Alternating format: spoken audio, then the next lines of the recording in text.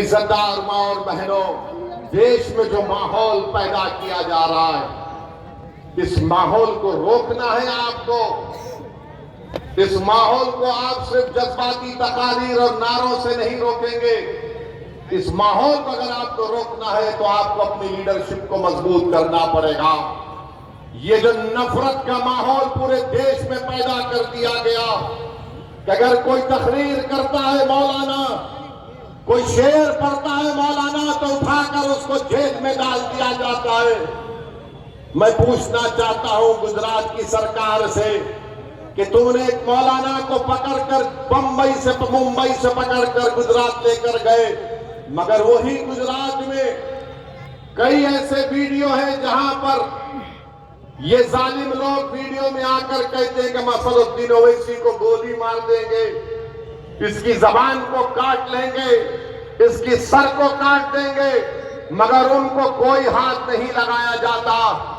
مگر کوئی ایک شعر پڑھ دیتا ہے تو اس اشعار کے غلط معنی نکال کر ممبئی سے مولانا کو لے کر چلے جاتے ہیں، تین مقدمے ان پر بک کر دیے جاتے ہیں۔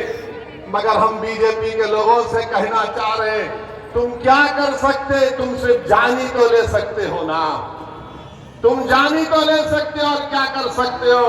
اگر میرے مقدر میں جو لکھا اللہ نے لکھ دیا وہ تو پورا ہو کر رہے گا، مگر جب تک ہم زندہ رہیں گے ہم باطل کو باطل کہیں گے، ہم باطل سے سمجھوتا نہیں کریں گے، ہم باطل کو خوش کرنے کے لیے اپنی پالیسی کو لچکدار نہیں بنائیں گے۔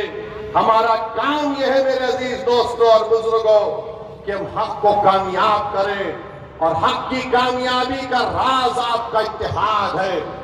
یاد رکھیے، کب تک آپ سیکولرزم کے نام پر ٹھگے جائیں گے؟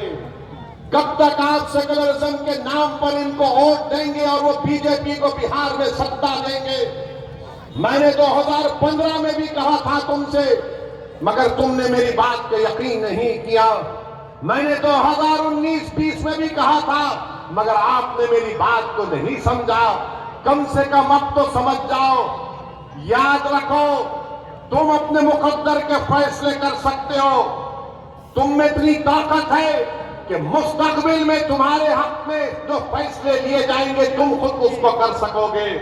اگر آج آپ متحد ہو کر اپنے ووٹ کا استعمال نہیں کریں گے تو نقصان آپ کا ہوگا، نقصان سیمانچل کی غریب جنتا کا ہوگا۔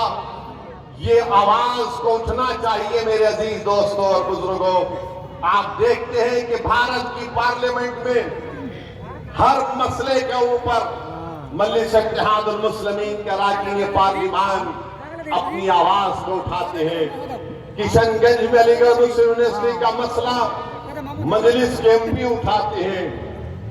مساجد کا مسئلہ 500-600 سال کی مہرولی کی مسجد کو شہید کر دیا گیا، کیا آپ کے کشن گنج کے کانگریس کے ایم پی نے منہ کھولا؟ نہیں بول سکے۔ کس نے بولا؟ مجلس اتحاد المسلمین نے اس کی آواز اٹھائی۔ آپ دیکھتے ہیں بلقیس بانو کا مسئلہ ہوا، کس نے